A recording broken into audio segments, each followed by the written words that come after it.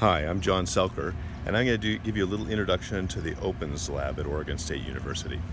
The OPEnS lab is in this large metal building. It used to be a barn. It's not real fancy.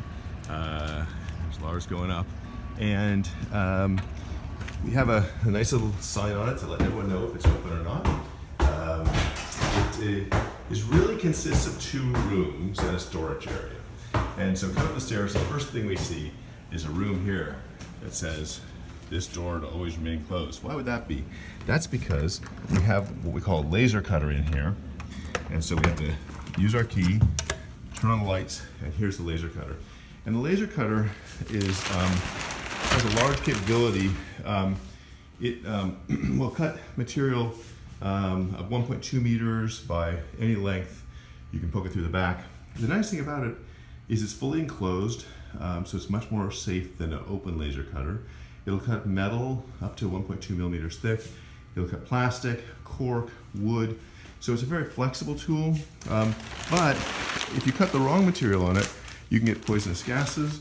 And so it's important also that it can damage people's eyes with high intensity lasers. So we feel that there are many machines that need to be kept out of general public, and this is a case in point. Downstairs, we have a full machine shop of classical tools, and those are also under controlled conditions.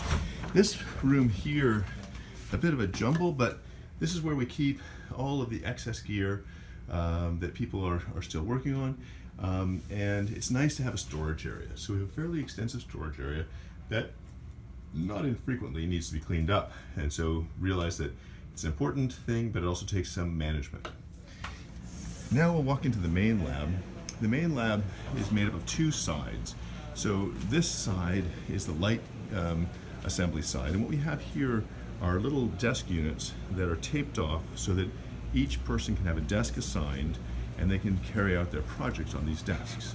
And so here we have, for example, the water sampler project. Here we have the evaporometer project and the hyperrail project. These projects then have posters, a little display areas so people can show what they're doing there, and it makes it so you can walk people through the lab, see that it's busy, and see that people have a place to do their work.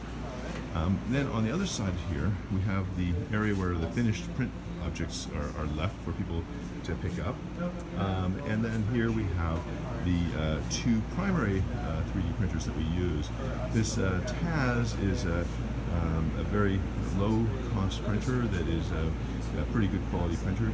And the Fusion 3 is a higher end printer. It's quite a bit faster and also has a higher print resolution.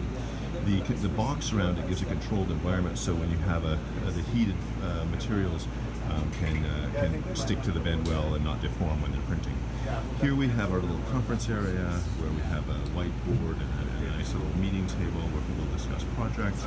And then stepping over onto this side, sorry about the air conditioning noise, stepping onto this side, you'll see that we have a projector, and then that goes to a roll down screen right here where people can have, again, meetings and do video conferencing. On this side, we also have a third 3D printer, and this one is a liquid-based printer. It's called a Form 2 printer, and it has the advantage of a much higher resolution. So here's a Eiffel Tower, and if you look closely at the Eiffel Tower, you can actually see that the little railings in the Eiffel Tower are there, and so this is about a 20 micron resolution, so you can make very, very small parts, and they're also non-porous. Then on this side of the lab, so the first side we saw over there, and now we're on this side of the lab. Here we have more taped off areas for team projects, again with storage underneath. And then on this side of the lab, we have 3 build stations. And this is where you have a full oscilloscope and a resoldering station, and then voltmeters, and a full set of tools in the drawers so that you can go to any of these stations, again, check out a station, and have everything you need to be productive at that station. So we have 3 such stations here. These 5 stations on this side of the room are only equipped with soldering irons. And then we have a fairly extensive set of hand tools so that people can, if they want to drill a hole or whatever, they can drill a hole. but they can also saw things and screw things in and cut things. And it's important to just have a set of hand tools available so people can make the small adjustments needed. And then even things such as a set of O-rings is very nice to have, and taps and dies so that you can make threaded holes. So these things are in the hand tool section.